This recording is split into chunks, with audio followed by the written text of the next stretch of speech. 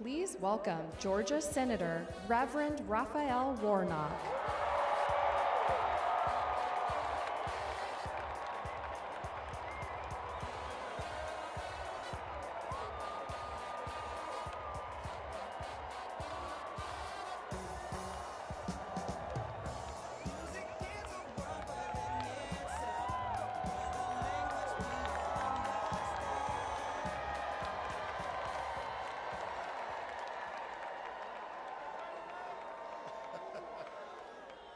Well, hello, Georgia!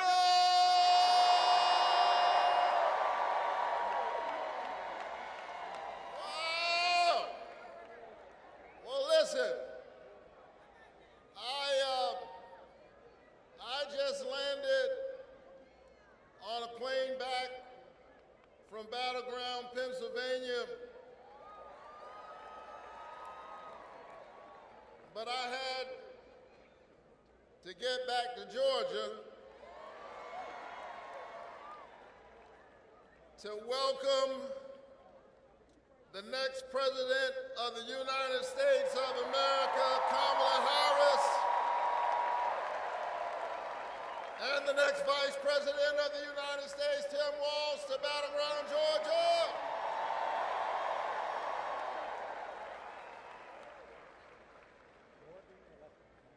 Back in 2021, Georgia literally saved the country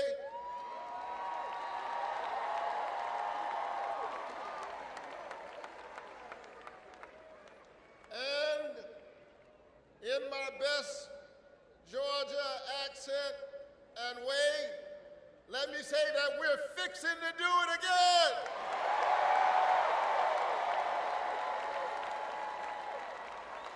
Are you ready to win this election?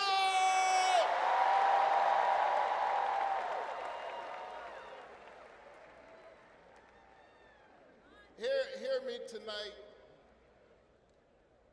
I know that we are in the midst of a political election. But hear the pastor tonight when I say to you that this is more than an election, it is a moral moment in America.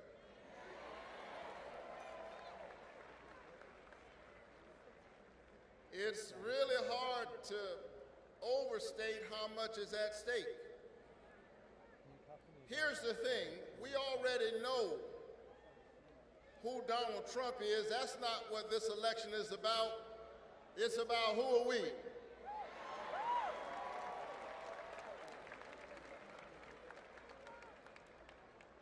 I still believe that the American people at the end of the day are going to embrace that age-old American covenant, e pluribus unum, out of many one, because we know that we stand together, that we are connected, that we need each other, that we need our neighbors, that there are not enemies within. We may have differences of opinion. Earlier today, I was standing with Republicans in Pennsylvania, and then later I was standing with brothers, you know, black men in the barbershop. Earlier before that, I was standing with students. The truth is, we need everybody. We need all hands on deck. Are you ready to show up?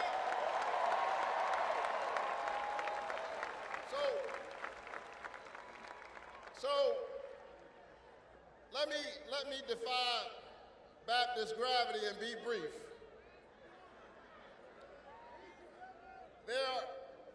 There's a lot of talk these days about what black men are going to do. Let me speak to that for just a moment.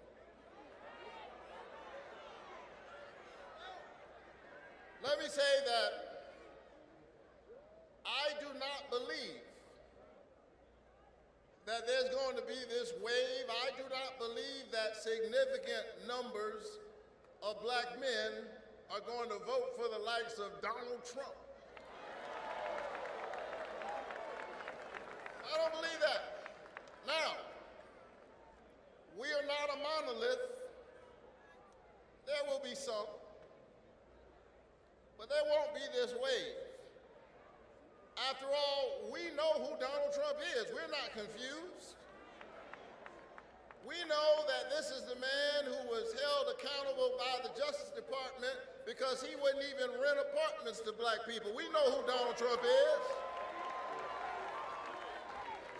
We know that this is the man who took out a full-page ad in the New York Times and said that 5 young men of color who had been accused of a heinous crime should receive the death penalty. And when it became clear that they were not guilty, when the Central Park Five became the exonerated five, he said he still stood by what he said. We know who Donald Trump is.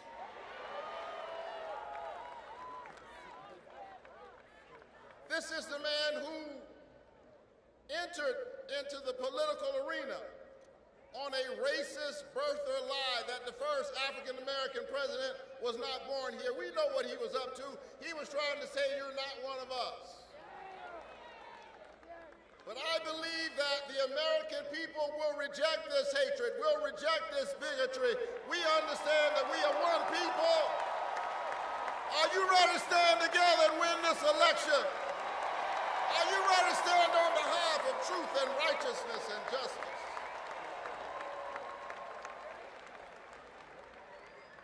And so let's do the moral work.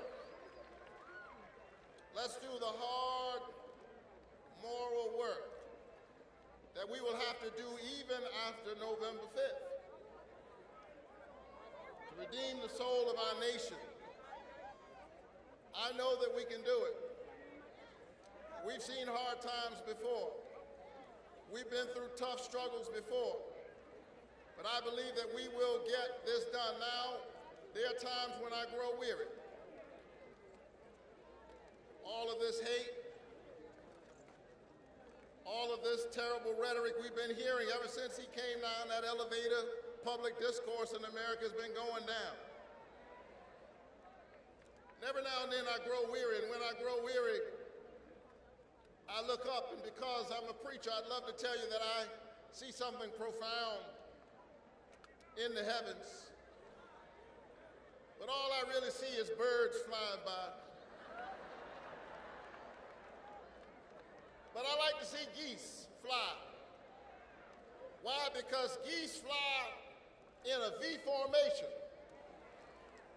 And the one out front who is getting all the glory and all of the sunlight, the wind on his face, believe it or not, the one out front is actually working the hardest. But what I like about geese is that when the one out front finally gets tired, he just moves further back in the formation, and when he moves back, she moves up and takes his place.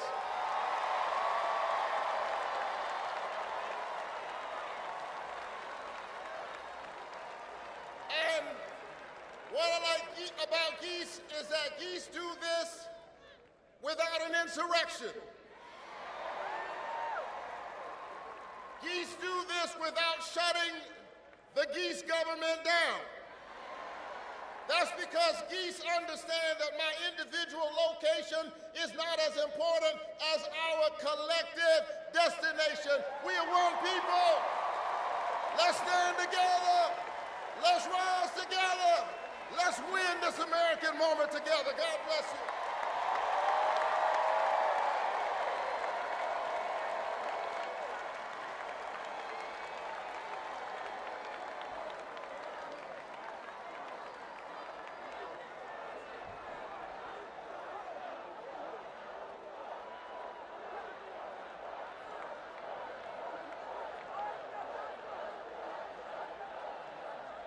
Please welcome award-winning filmmaker and philanthropist, Tyler Perry.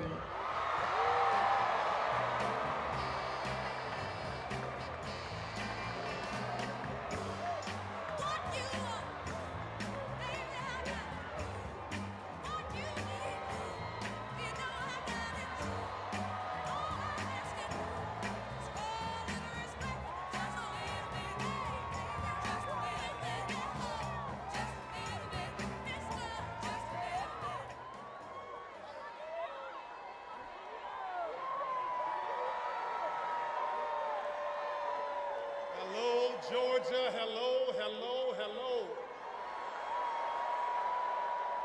I got to tell you, I've been a resident here for a little more than 30 years, so I know a few things about Georgia.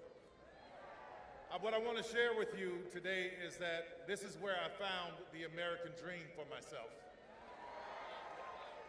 And lately I found myself having my feet in two different worlds. One where I'm talking to very wealthy people at their table, and then I come to work and I'm talking to people who work for me about everyday problems and everyday issues. So it puts me in a very, very peculiar spot to be able to talk to you. And I'm grateful for that, having my feet in both those worlds, because I still remember what it was like to stand at the Winn-Dixie on Buford Highway and have $20 and try to figure out, how do I make this meal work for the week? I know what it's like to have my landlord knocking at the door and I'm in the bed hiding because I don't want him to knock on the door because I know he has an eviction notice. I know what it's like to be homeless here in Georgia. I know what it's like to have to scrape up enough money to get to stay at a pay-by-the-week hotel off of Buford Highway. I know what it's like. I know what it's like to sleep in my car wrapped in my grandmother's quilt because I had no place to go. I know what it's like to come from work and walk outside and realize that my car has been repossessed. So make no mistake, I know and I remember how hard it is, and I remember the struggle, and I also know, hear me, how expensive it is to be poor. But I also believed in an American dream. And when I was coming here to Georgia, I was looking for inspiration, and there was this show called Lifestyles of the Rich and Famous. And there was a man on there that I really admired, I looked up to. He had a helicopter, and his name was on hotels all over the place. He was, hold on just a second, let me get through this so you hear what I'm saying. Young black men admired him because his name was in rap lyrics. So when I first started making a little money, the first thing I did was checked into the Trump Hotel because I wanted to feel that specialness. But then I started to do my research. Research is important. Truth is important. Facts are important. I found out about a discrimination lawsuit against he and his father because they didn't want people like me in their building. I found out about him taking a full-page ad out on young black men in the New York Times. I found out about the birther lie.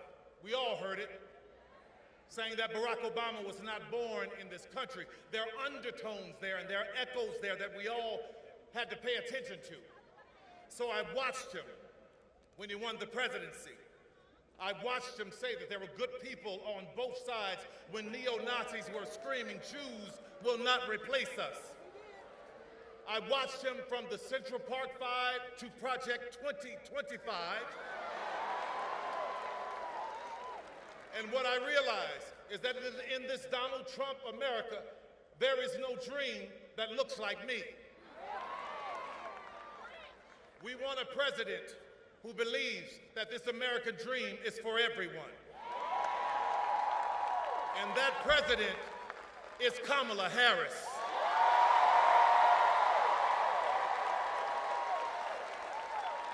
We want a president that understands, like I did in Georgia. When I came here, I didn't have anything, but I had a dream. So I worked, and against all odds, I worked my way to where I am now.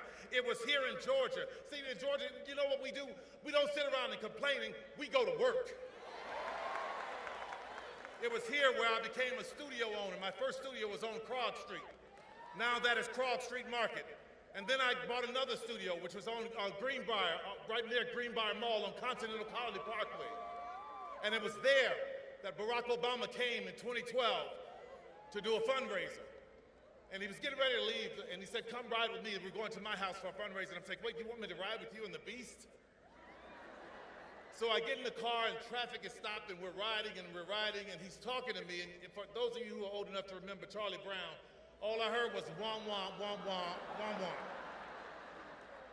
I finally said, "I'm sorry, Mr. President, but I haven't heard a word you've said, because I'm in awe of this country. What a great country that you could become president of the United States." And he turned to me quick as a flash and he said, "Yes, but what a great country that you could become Tyler Perry." From that moment, I went and I bought a bigger studio. I bought Fort McPherson Army Base. Right now, where we hire thousands of people are coming through that doors. And I don't care what was stacked up against me. I don't care. I didn't pay attention to that. What I paid attention to was, how do I help somebody? I broke through that door, laid it down on its side, and let it become a ramp so that somebody else can get higher too. You want to hear something about an American dream? Fort McPherson was once a Confederate Army base where there were Confederate soldiers trying to plot and plan on how to keep 3.9 million Negroes enslaved. Now that land is owned by me.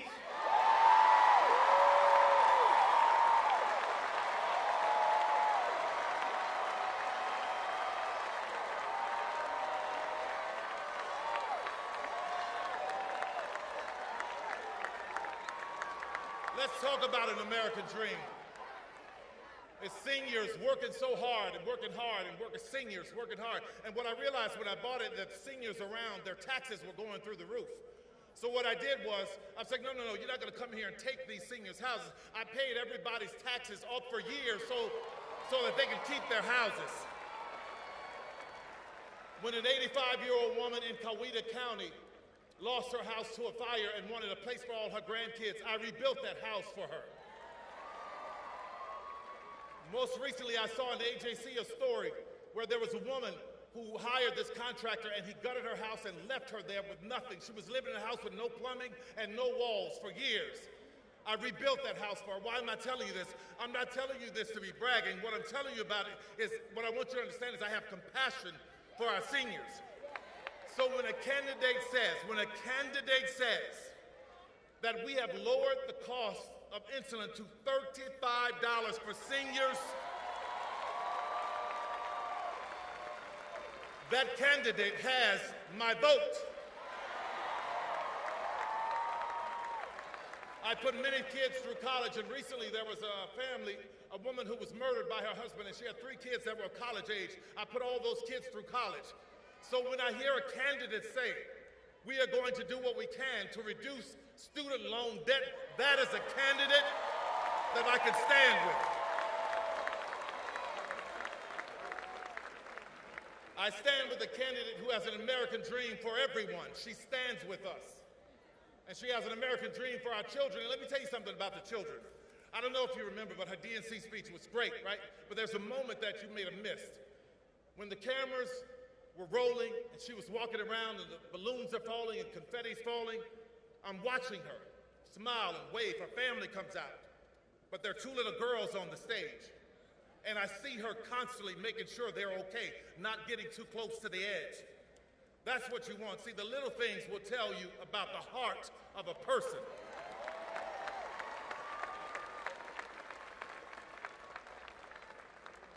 In that speech, she talked about how we have more in common than what separates us. So, Georgia, I want to put that to the test.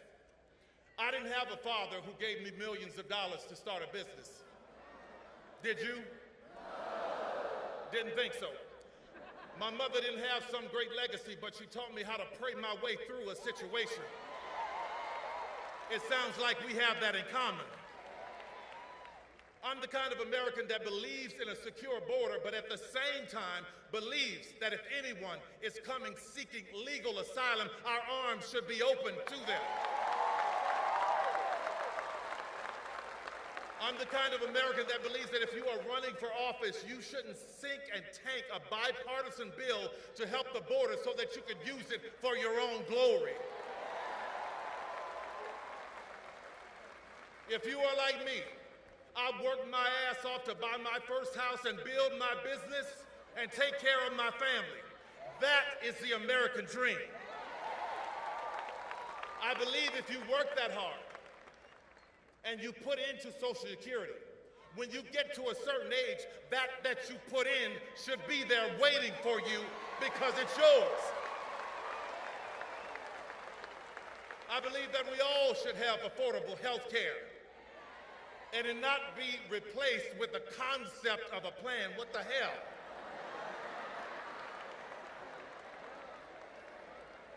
I'm the kind of American that believes that no matter what your party, we ought to be able to sit down and have civil conversation so that we can work toward a solution, the same as I do with our governor, Brian Kemp. I'm the kind of man that believes, I'm the kind of man that believes that the government nor a man should be telling a woman what she can and cannot do with her body.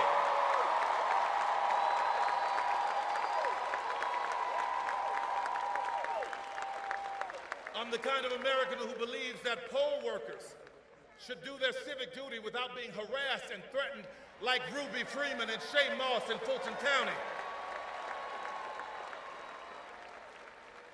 And I am not the kind of American that glories in, enjoys, laughs at, or celebrates an 80-year-old man being hit with a hammer because his wife is in politics and you don't agree with her. And two things can be true at once. I am not the kind of man that glory in, celebrates, enjoy, or laughs at a 78-year-old former president almost meeting his death at an assassin's bullet in Butler's, Pennsylvania. It's not right. It's about decency, America, and I think you agree with me.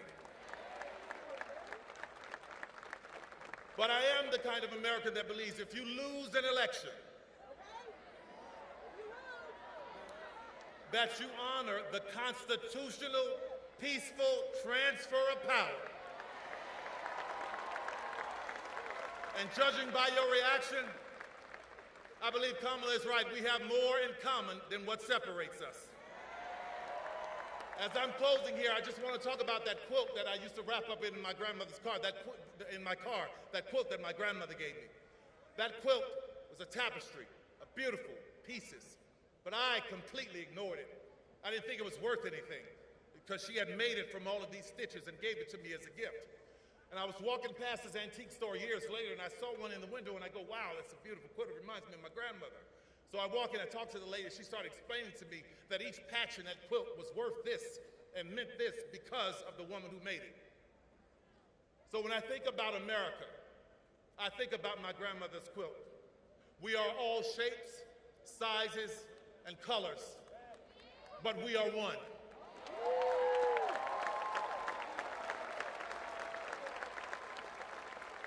And it was so important for me to stand with a candidate who understands that we as America, we are a quilt. And I could never stand with a candidate who wants America to be a sheet.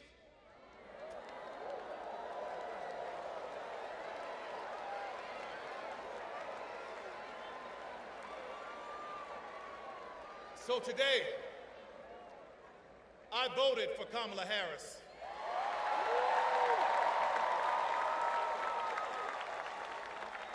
And Georgia, it was only about 11,400 votes that separated Trump and Biden. So every vote counts. So I stand here, full-throated, with my full chest, begging you, imploring you, let's get out and make Kamala Harris the 47th president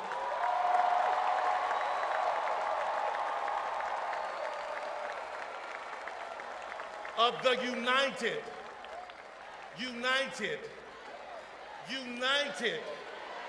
States of America.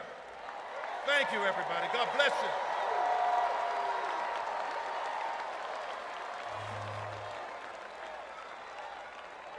I'm done with all I have to say except one thing. That man who was in the beast with me,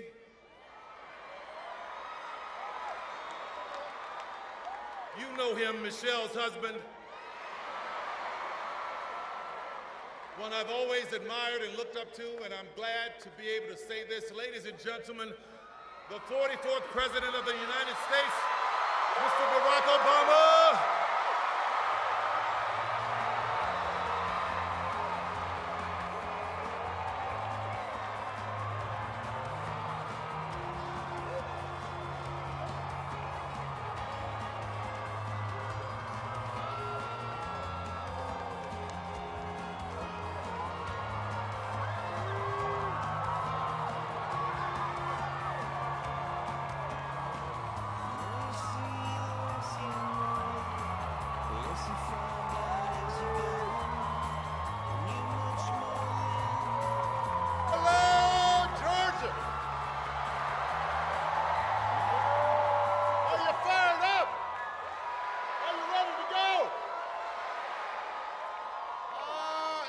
good to be back in Georgia. Good to be back in Atlanta.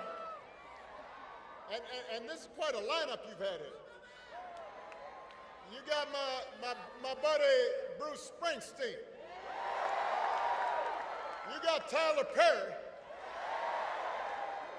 You got a couple of guys from those Capital One commercials.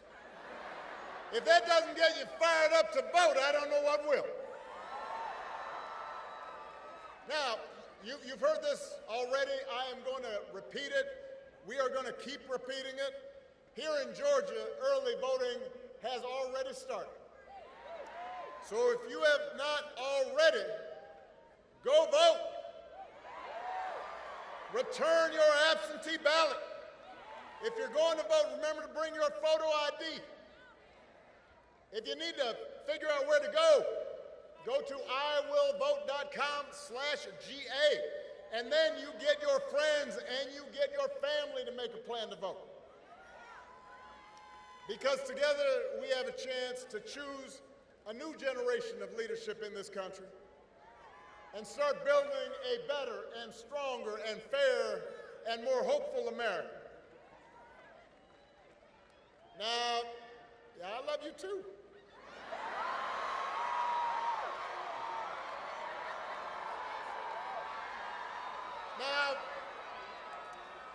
Now we know this election is going to be tight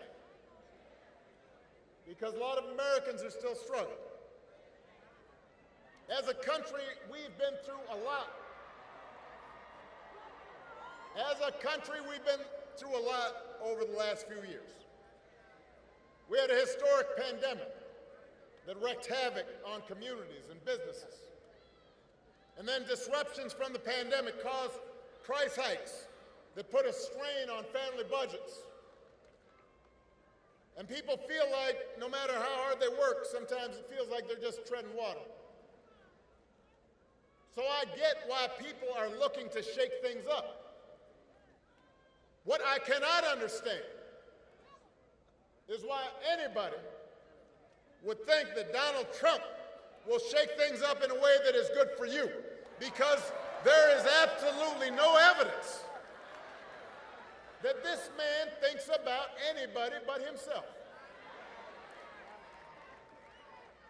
I've said it before. Donald Trump is a 78-year-old billionaire who has not stopped whining about his problems since he rode down that golden escalator 9 years ago. And when he's not complaining, when he's not sending out crazy tweets, he's trying to sell you stuff. He's trying to sell you gold sneakers, trying to sell you a $100,000 watch, trying to sell you a Trump Bible, wants to sell you the Word of God, Donald Trump edition. Got his name right there next to Matthew and Luke. Now, you cannot make this stuff up. If this was on a Saturday Night Live skit, you'd say, well, no, that's crazy. But he's doing it because all he cares about is his ego, his money, his status. That's his mindset. Those are his intentions. And then there's the question of his competence. I mean, have you seen Donald Trump lately? He out there giving 2-hour speeches, just word salad. Said the other day, January 6th was a day of love, he said that. Like it was Woodstock or Coachella. If your grandpa was acting like this, you'd call up your brother, call up your cousin, you say, hey, have you noticed Grandpa? He acting kind of funny right now. But here's the interesting thing, is he acts so crazy, and it's become so common that people no longer take it seriously. I'm here to explain to you, just because he acts goofy does not mean his presidency wouldn't be dangerous. And you do not have to take my word for it.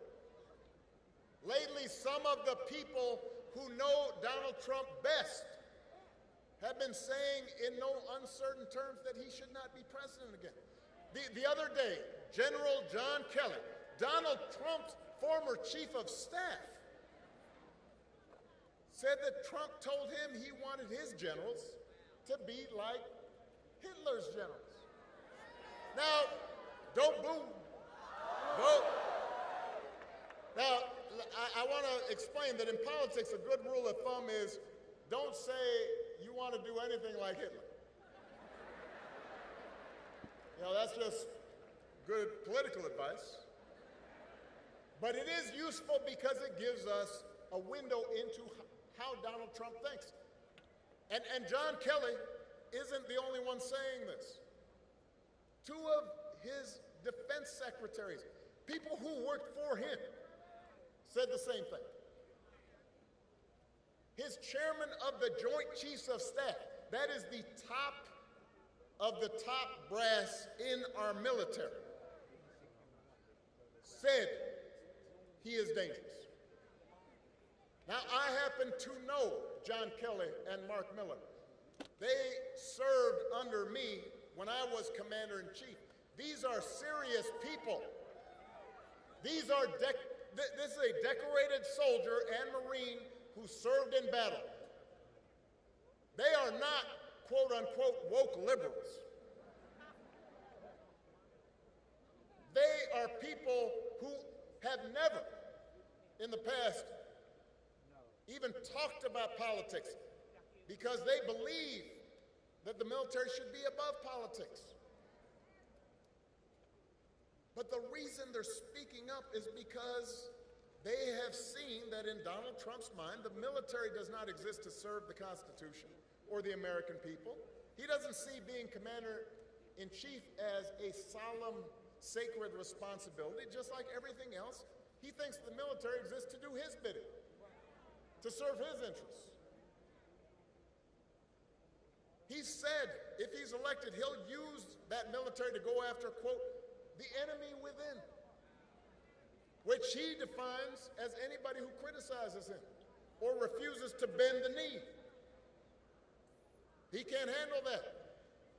And unlike last time, unlike the first time, he won't have people like John Kelly around to stop him. He'll be surrounded by people who are just as loony as he is and who will let him do what he wants. And so my question to you, Georgia, is how is any of that going to help you? We do not need 4 years of a wannabe king, a wannabe dictator running around trying to punish his enemies. That's not what you need in your life. America's ready to turn the page. We are ready for a better story. Georgia, we're ready for a president, Kamala Harris.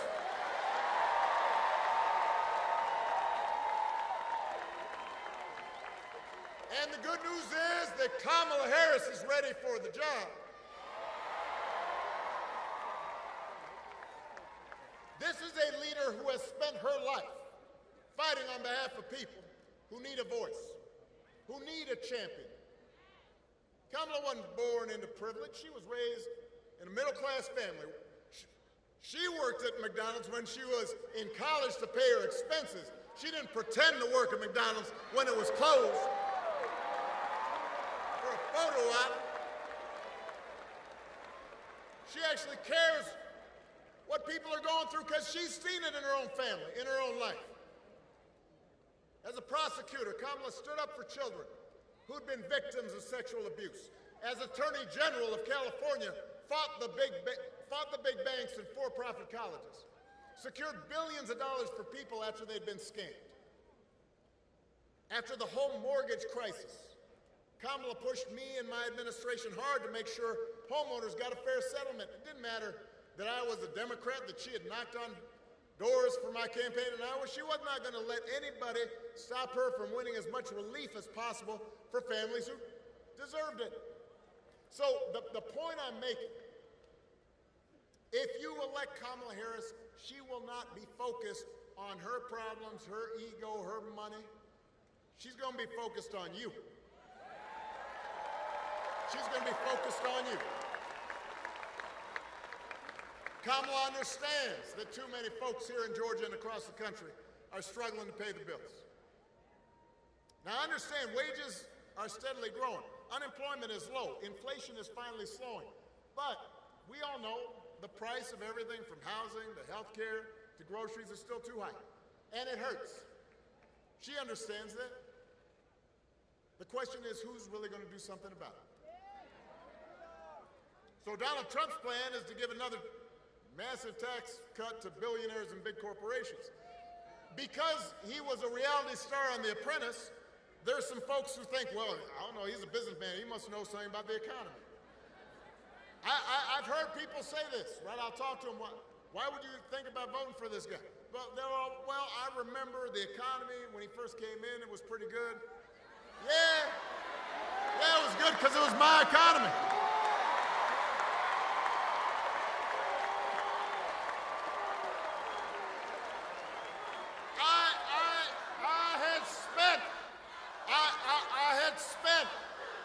I had spent 8 years cleaning up the mess that the Republicans had left me. And then I handed over 75 straight months of job growth to Donald Trump. And all he did was give tax cuts to folks who didn't need it, drove up the deficit in the process, and now he wants to do it again. You can't give him credit for that.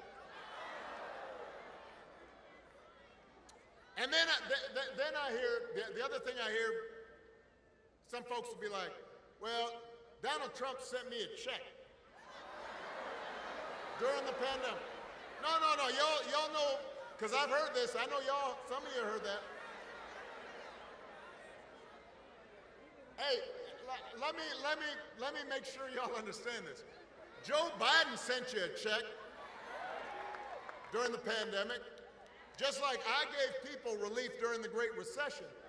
The thing is, we didn't put our name on it because it wasn't about feeding our egos. It wasn't about advancing our politics. It was about helping people. That's the difference. Don't be giving them credit for that. Come on. He sent you a check. Do not fall for that okey doke. Don't be bamboozled. Don't get fooled. And don't get fooled when he talks about health care either. You ask Donald Trump what he's going to do to make health care more affordable. His only answer is end Obamacare and the Affordable Care Act. He doesn't really know why he wants to end it except for the fact that I passed it.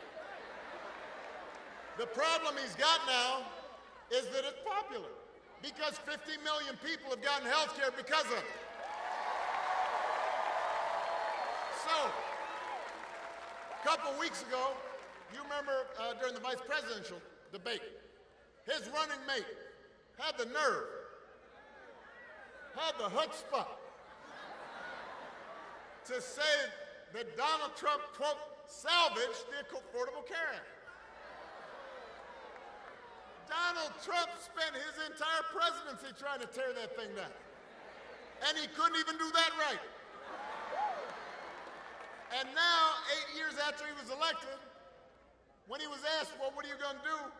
He says, well, I've got concepts of a plan for how he'd replace it. Now, I want y'all to think about this for a second. Let's say your boss on the job gives you an assignment, says, I need it by Friday. Friday rolls around, your boss says, so did you finish that project I asked you to do? And you say, well, I haven't actually started, but I got a concept for a plan. Or you could try this at home. Honey, did you throw out the trash? I have a concept of a plan to throw out the trash. How's that gonna go over? On the couch. That's how it'll go over. If it wouldn't work for you, why should it work for the next president of the United States? The good news is that Kamala Harris doesn't have concepts of a plan. She got a plan to make your life better. She's going to go after corporations that unfairly jack up prices. She's going to make it easier to build and buy a home. She's going to limit out-of-pocket health care costs. She's going to give a tax cut to 100 million middle-class families and working Americans. And if Congress passes a bill to restore the reproductive freedom that women had for nearly 50 years, the freedom that Donald Trump bragged about taking away, Kamala will sign it into law.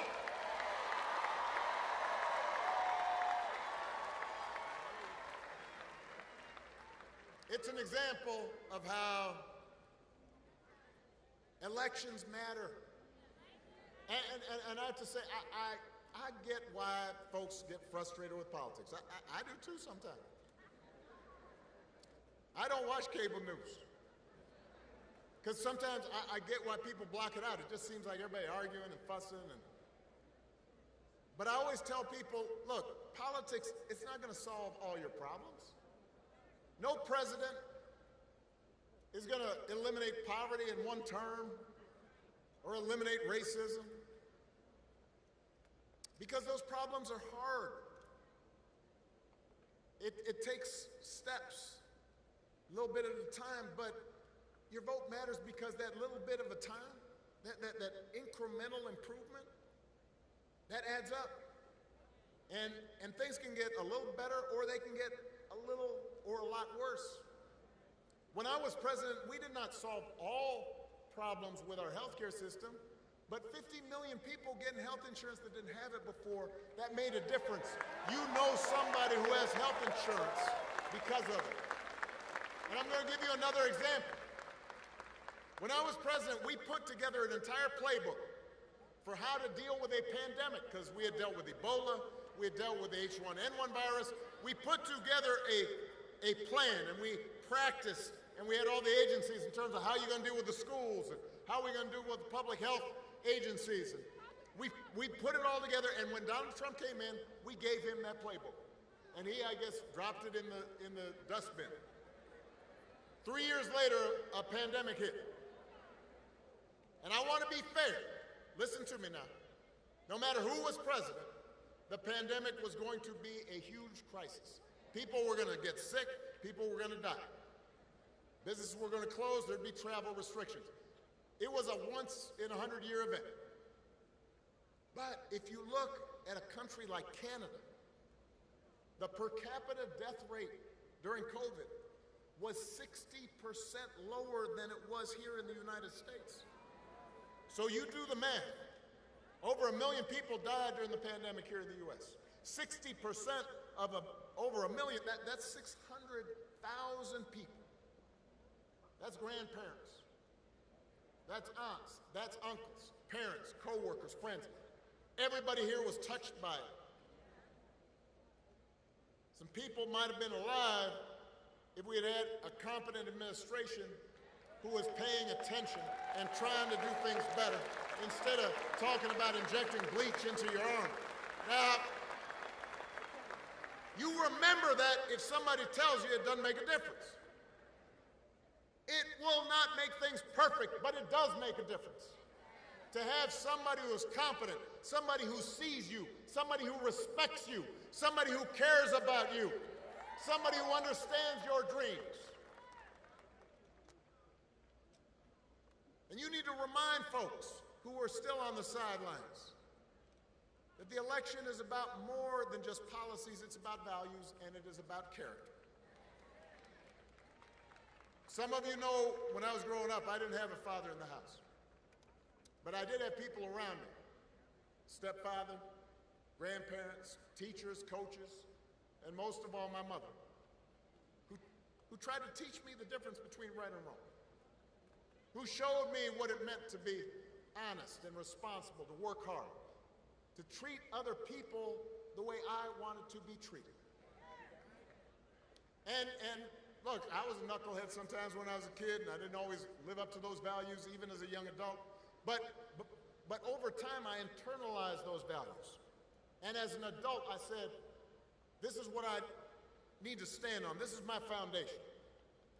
And I suspect most of you grew up the same way. And one of the most disturbing things about this election and about Trump's rise in politics is how we seem to have set the values we were taught aside, how we seem to disregard them, how we pretend they don't matter. When Donald Trump lies about hurricane aid, you've got a hurricane in North Carolina, people desperate, and he and his vice presidential candidate deliberately circulate rumors that money's being given to illegal aliens, illegal immigrants, as opposed to people who are desperate. When he cheats or shows utter disregard for our Constitution, when he calls service members who died in battle losers, or fellow citizens vermin, people make excuses for it. They act like it's okay as long as their side wins. And I've noticed this especially with some men who seem to think Trump's behavior is a sign of strength, that macho, you know, I'm going to own these folks, I'm going to put them down. I am here to tell you, that is not what real strength is. It never has been. Real strength is about working hard and taking responsibility and telling the truth even when it's inconvenient. Real strength is about helping people who need it and standing up for those who can't always stand up for themselves. That's what we should want in our daughters and our sons. And that's what I want to see in the President of the United States of America. And the good news is, we've got a candidate to vote for in this election who demonstrates that kind of character, who knows what real strength looks like, who will set a good example and do the right thing and lead this country better than she found it. That is what this election is about. And that is why it is my honor to introduce my friend, the next President of the United States of America, Vice President Kamala Harris.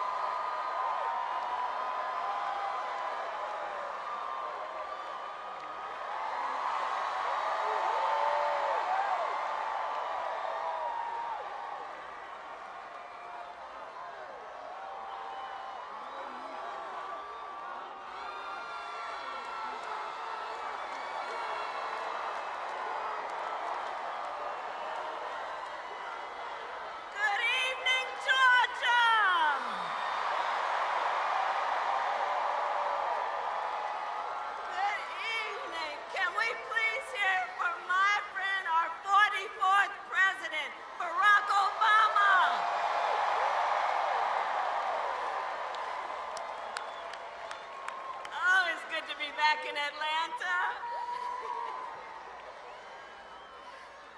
All right. So, I love you too. I love you too. So you all may know, it was over 17 years ago. It was over 17 years ago when I took a trip to Springfield, Illinois. It was a cold February day. And I went there to support this brilliant young senator who was running for President of the United States. And millions of Americans were energized and inspired, not only by Barack Obama's message, but by how he leads. rather than separate us. And that is why in 2007, I went New Year's Eve to Iowa to knock on doors in the snow. And all these years later, Barack Obama, I say to you, your friendship and your faith in me and in our campaign means the world. Thank you, Mr. President. Thank you, Mr. President. And we have some extraordinary leaders with us tonight, and I thank everybody who's here for taking time out of your busy lives to spend this evening together. I want to thank Georgia's congressional delegation, all the local and community leaders who are here with us. Let's please give it up for Samuel L. Jackson, Spike Lee, Tyler Perry, and the great American poet Bruce Springsteen.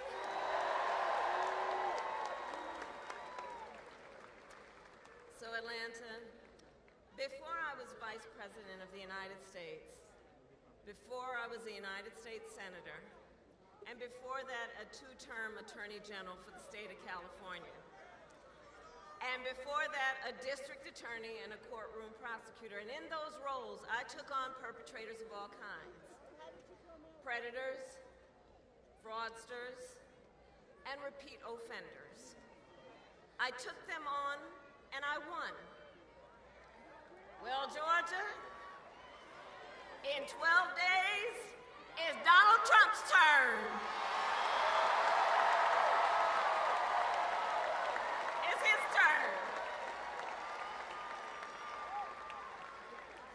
Just 12 days left in one of the most consequential elections of our lifetime. And I don't need to tell you, voting has already started. And everybody here knows it's going to be a tight race until the very end.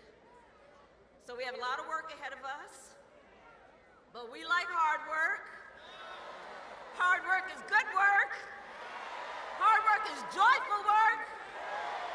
And make no mistake, we will win. We will win. We will win. Or as a certain former president would say, yes, we can.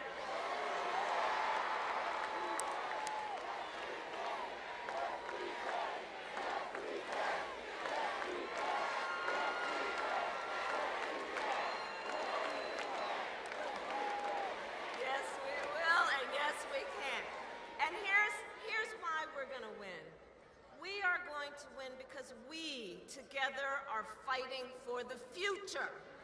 We are fighting for the future.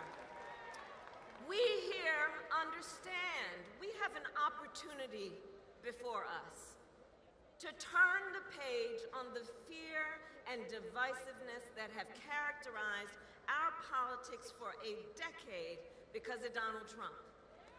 We have the opportunity to turn the page and chart a new way and a joyful way forward. A way that taps into the ambitions, the aspirations, the dreams of the American people. And I will tell you, as I travel our country, there is an overwhelming call for a fresh start, for a new generation of leadership that is optimistic and excited about what we can do together. There is a yearning for a president of the United States who will see you, who gets you, and who will fight for you.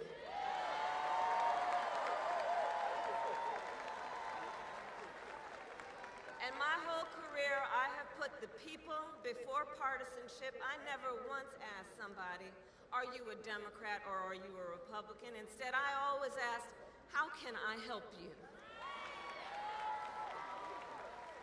And that is a major difference between Donald Trump and me, and between the two very different, extremely different visions that he and I have for our nation.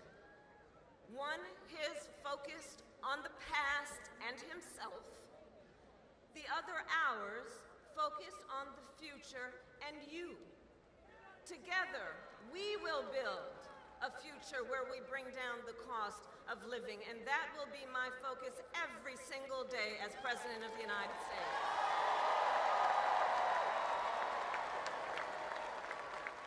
Because look, while inflation is down and wages are up, prices are still too high. You know it and I know it.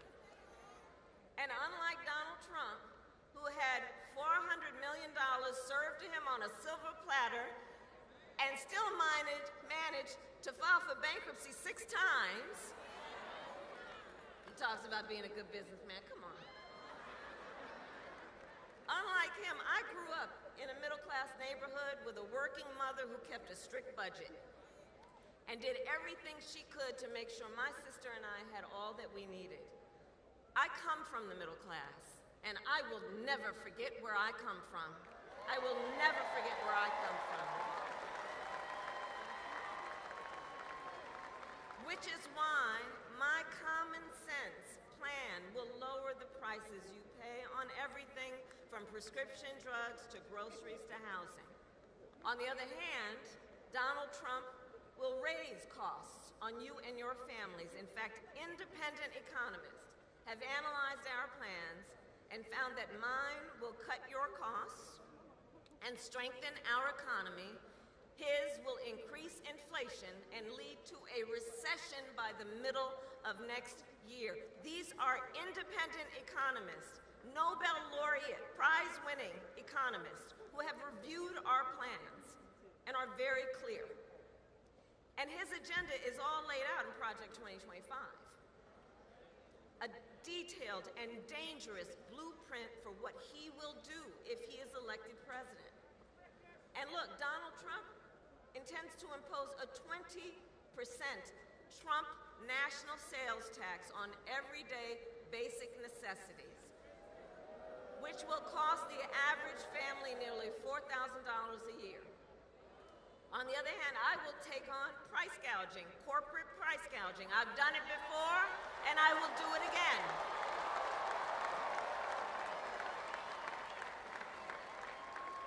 Donald Trump will give massive tax cuts to billionaires and the biggest corporations, exactly like he did the last time he was president. I will give middle-class tax cuts to 100 million Americans, including $6,000 during the first year of a child's life, that will also lift America's children out of poverty.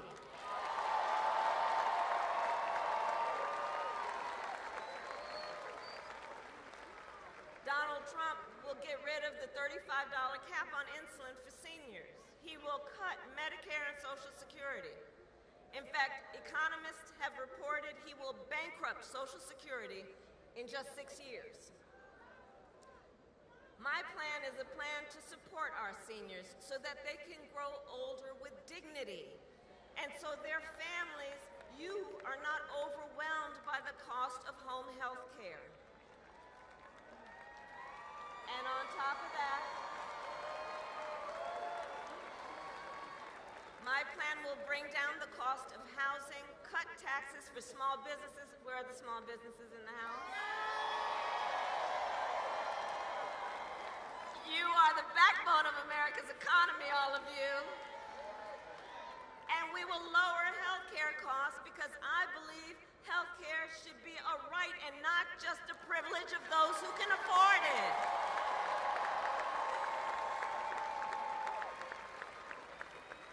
Donald Trump, on the other hand, intends to end the Affordable Care Act, or like we like to call it, Obamacare.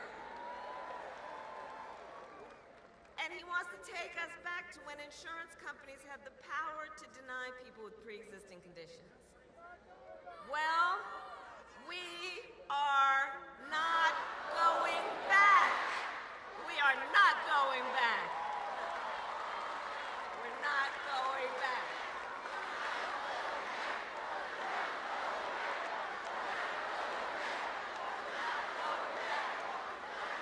We're not going back. No, we are not. Because we we will move forward, and it is time to turn the page.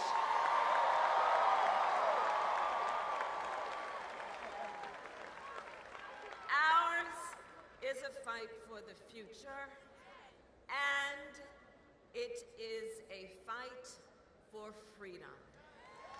For freedom, like the fundamental freedom of a woman to make decisions about her own body and not have her government tell her what to do. And we remember how we got here. Donald Trump hand-selected 3 members of the United States Supreme Court with the intention that they would undo the protections of Roe versus Wade, and they did as he intended. And now, in America, 1 in 3 women lives in a state with a Trump abortion ban. I don't need to tell the folks here, except for Virginia, in every state in the South, including Georgia, there is a Trump abortion ban. Many with no exceptions, even for rape and incest. And let me tell you, the idea that someone who survives a crime of a violation to their body would be told they don't have the authority to make a decision about what happens to their body next, that is immoral. It is immoral. It is immoral.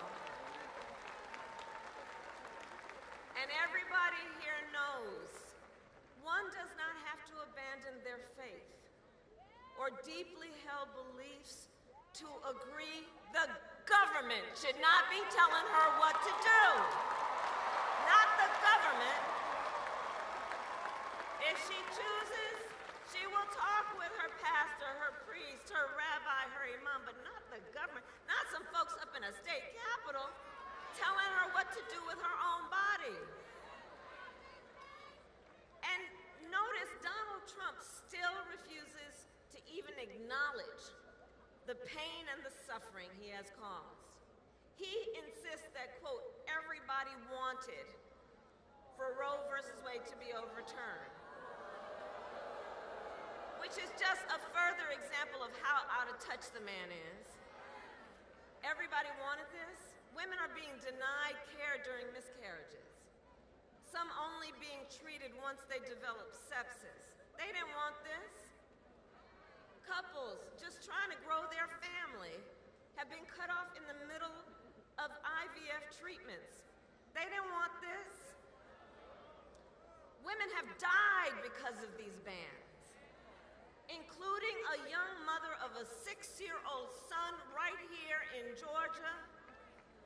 Her family is here with us tonight, and we speak her name, Amber Nicole Thurman.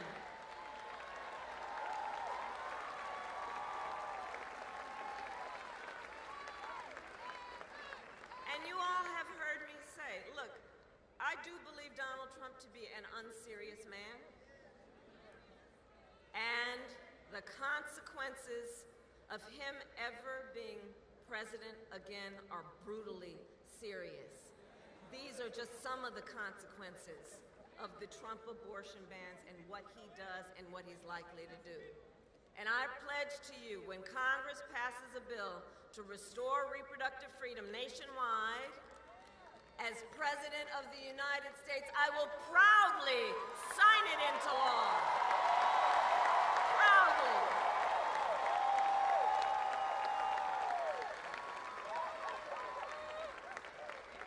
And across our nation, we are witnessing a full-on assault on other hard-fought, hard-won freedoms and rights, fundamental freedoms and rights, like Georgia knows, attacks on the freedom to vote, attacks on the freedom to be safe from gun violence, the freedom to breathe clean air and drink clean water, the freedom to love who you love openly and with pride.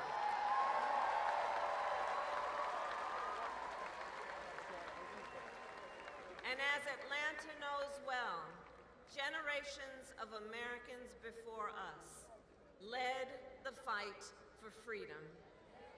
And now, the baton is in our hands. so I'd like to speak in particular to all the young leaders that I see here this evening. I see you. I see you. I see you. And to you I say, you all have grabbed the baton. I've seen what you do, and I see how you are doing it, because you are rightly impatient for change. You, who have only known the climate crisis, are leading the charge to protect our planet and our future. You, young leaders who grew up with active shooter drills, are fighting to keep our schools safe. You, who know now fewer rights than your mothers and grandmothers, are standing up for reproductive freedom. And I know it is because for you, I say to our young leaders, this is not theoretical. This is not political. This is your lived experience. And what I love about you is you are not waiting for other people to figure this out. So I see you and I see your power, and I know so many of you are voting for the first time and know that our future is so good with you all at the helm. And I'm so proud of you. Can we hear it for our young leaders and first-time voters?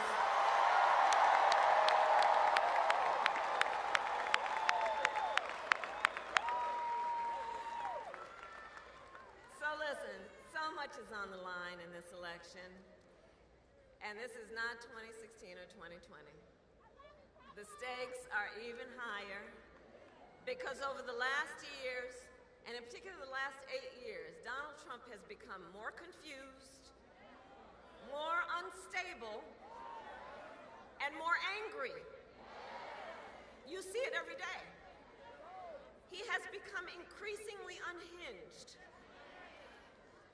But last time, at least there were people around him who could control him. But do notice in this election, they're not with him this time. In fact, just this week, America heard from John Kelly, a retired four-star Marine general who was Trump's White House chief of staff, who said that as president, Trump praised Hitler. Take a moment to think about what that means. That Trump said, quote, Hitler did some good things. And that Trump wished he had generals like Hitler's, who would be loyal to Trump and not to America's Constitution. This is not 2016 and it is not 2020. Including because just a few months ago, the United States Supreme Court told the former president that he is effectively immune no matter what he does in the White House. Now just imagine Donald Trump with no guardrails. He, who will claim unchecked and extreme power if he is reelected, who has vowed that he will be a dictator on day one, who calls Americans who disagree with him, I'm going to quote, the enemy from within. You know what that harkens back to? He's calling Americans the enemy within, who says that he would use the military to go after them. And he who has called for the, quote, termination of the Constitution of the United States. Let us be very clear. Someone who suggests we should terminate the Constitution of the United States of America should never again stand behind the seal of the President of the United States of America. Never again. Never again.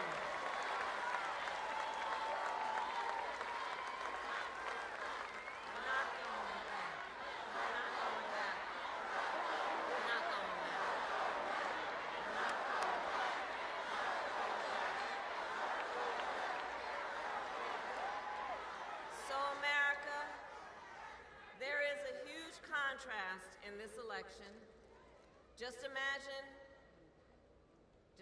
the Oval Office in 3 months. Picture it in your mind. It is either, but there's a choice that everybody has. So let's imagine it for a moment. It's either Donald Trump in there stewing over his enemies list, or me working for you, checking off my to-do list. You have the power to make that decision. It is your power. It is your power. So, 12 days. All right. So, okay, we got work to do. Okay, so Georgia, listen, it all comes down to this. We are here together because we know what is at stake. We are here together because we love our country. We love our country. And I do believe it is one of the highest forms of patriotism to fight then for the ideals of our country and to fight to realize the promise of America. That's why we are here. And as the great Congressman John Lewis reminded us, democracy is not a state, it is an act. So Georgia, now is our time to act, and together we will win. We will win. We will win. So, Election Day.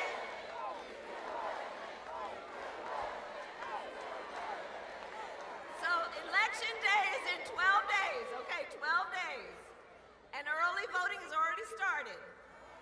So Georgia, we need you to vote early. Please vote early. Go to iwillvote.com to get all the information you might need. Because folks, the election is here. It is here, it is upon us, and the choice is truly in your hands. Your vote is your voice, and your voice is your power. So Georgia, I ask you, are you ready to make your voices heard? Do we believe in freedom? Do we believe in opportunity? Do we believe in the promise of America? And are we ready to fight for it? And when we fight, we win. God bless you, and God bless the United States of America.